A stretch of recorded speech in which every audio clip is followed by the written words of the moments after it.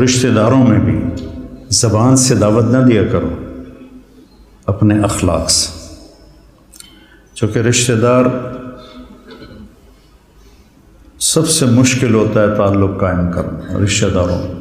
جب تو اللہ نے اتنی آیات اتاری ہیں اور اتنی احادیث ہیں، تو اس میں سب سے مشکل ہوتا ہے رشتہ داروں سے تعلق قائم کرنا، کہ وہ رویے ٹکراؤ ہوتا ہے۔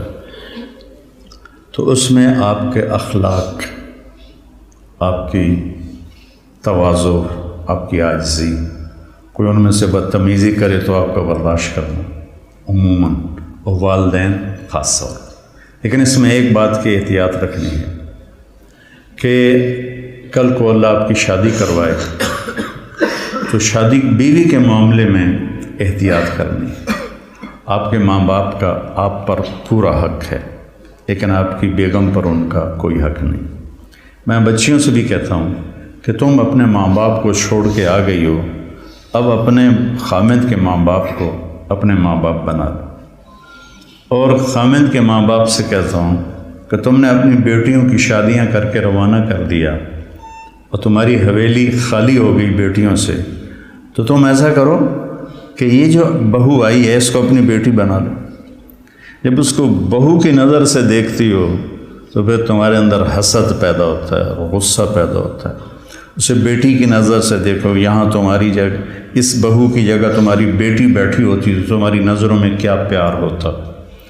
جب بیٹی کو تم نے روانہ کر دیا ہے، اب پیچھے یہ تمہاری بہو آ گئی ہے، تو اس کو وہی نظر دو جو اپنی بیٹی کو دیتی تھی، تو گھروں میں خوشیاں۔ تو ماں باپ کا تمہاری بیوی پر کوئی حق نہیں ہے، لیکن میں نصیحت کرتا ہوں بچیوں کو کہ خامد کے ماں باپ کو عزت دو، ان کی خوشی سے خدمت کرو، اگرچہ تمہارے ذمے نہیں لیکن کرنا تمہارے لیے اجر و ثواب کا باعث ہے۔ اور بچی کے ماں باپ سے کہتا ہوں، دیکھو پوری ہدایہ جیسی کتاب میں بھی ساس کا کوئی حق نہیں لکھا ہو۔ خامد اور بیوی کے حقوق، اولاد کے حقوق، تو میری ذمہ اپنی ماں باپ کی خدمت ہے۔ میری بیوی خوشی سے تیار ہو جائے تو اس کا احسان ہے، اس کی نیکی ہے۔ زبردستی کر کے میں کروں ورنہ میں تجھے نکال دوں گا تو یہ ظلم ہے۔ ماں باپ کے کہنے پہ طلاق نہیں دینی، طلاق دے دو بڑی نافرمان ہے۔ اپنی بیٹی کے لیے کہتے ہیں وہیں رہو، وس کے رہو ساڑھے کو نامی، اور بہو کو کہتے ہیں طلاق دے دو اسے، کسی کی بیٹی ہے۔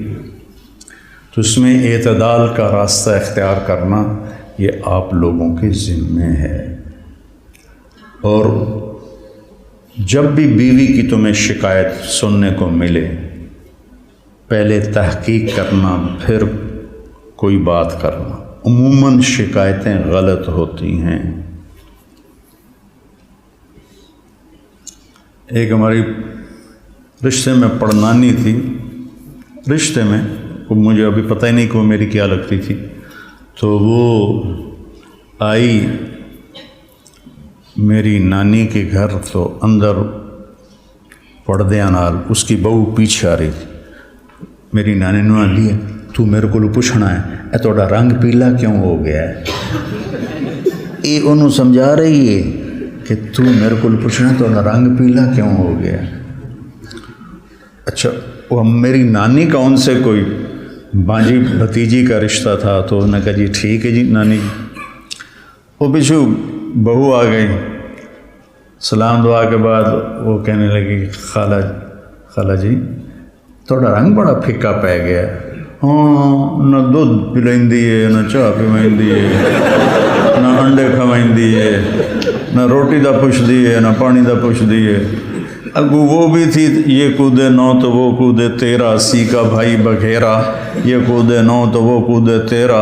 اگو اس نے بھی لے لیا ہاتھوں ہاتھ، ہر شے کھا جانی ہے تو علی پہ آنی ہے، میں تین کچھ نہیں پوچھ دیا۔ یہ ہماری معاشرت ہے، تو اس سے آپ لوگوں نے پرہیز کرنا ہے، عدل کرنا ہے۔ الگ رہنے کا انتظام کر سکو اسبابوں تو بہت اچھا ہے، اکٹھے رہنے کا ہے تو پھر بیوی کو پناہ دو، تو اس کو اپنے ماں باپ کی شدت سے بچاؤ۔ بیوی میں بدتمیزی ہے تو ماں باپ کو بچاؤ۔ بعض لڑکیاں ایسی بدتمیز ہوتی ہیں، ایسی زبان دراز ہوتی ہیں کہ نہ کسی کی عزت کو دیکھتی ہیں، نہ کسی کے مقام کو دیکھتی ہیں، اور بہت ہی لمبی زبان۔ ایک دفعہ ساتھ دو واقعے میرے ساتھ پیش آئے۔ ایک عورت، ایک دوست نے کہا کہ ایک خاتون آپ سے ملنا چاہتی ہیں، اس کے خامند کھرب پتی ہیں، کھرب پتی، کہ ملا دو۔ وہ آ گئیں، 50 سال پلس ان کی عمر تھی، تو بیٹھتے ہی رونے لگیں۔ ایسا ہوتا ہے ابھی پہلے کوئی دکھڑا سنائے پھر وہ بیٹھتے ہی رونے لگے، کہ لوگ سمجھتے ہیں میں بڑی خوش قسمت ہوں، بڑے مالدار کی بیگم ہوں، لیکن میں اس دولت کو کیا کروں، میرے خامند کا سلوک ہی اچھا نہیں میرے ساتھ، تو میں اس دولت کو کیا کروں۔ ٹھیک، اس سے کوئی چند ہفتے بعد میں کراچی جا رہا تھا، جہاز میں ایک نوجوان بڑا خوبصورت میرے پاس آ گیا، کہنے لگا مولانا صاحب اللہ نے مجھے سب کچھ دیا ہے، رزق دیا ہے، گھر دیا ہے، دولت دی ہے، لیکن میں اپنی بیوی سے اتنا تنگ ہوں، اس کی 30 فٹ لمبی زبان ہے۔ میں کہا 29.5 فٹ کٹ دے، باقی 6 انچ منہ چران دے۔ اس کی 30 فٹ لمبی زبان ہے۔ تو ایک بیوی کی بدتمیزی سے پریشان ہے، ایک خامند کی بدتمیزی سے پریشان ہے۔ اس لیے بعض اوقات جب بے جوڑ شادیاں ہو جاتی ہیں تو ماں باپ کہتے ہیں نبھاؤ۔ طلاق کس لیے ہے؟ طلاق اس لیے ہے کہ اگر خامد بدتمیز ہے تو ان کی عادت نہیں بدلے گی، بچی کو فارغ قرار۔ بچی بدتمیز ہے تو اپنے بچے کو ذلیل نہ کرو، فارغ کرا دو۔ اللہ نے طلاق اس لیے رکھی۔ تو میرے عزیزو، یہ زندگی کے اسباق ہیں جو اتنے ہی ضروری ہیں جتنے ہم باقی اسباق کو پڑھتے ہیں۔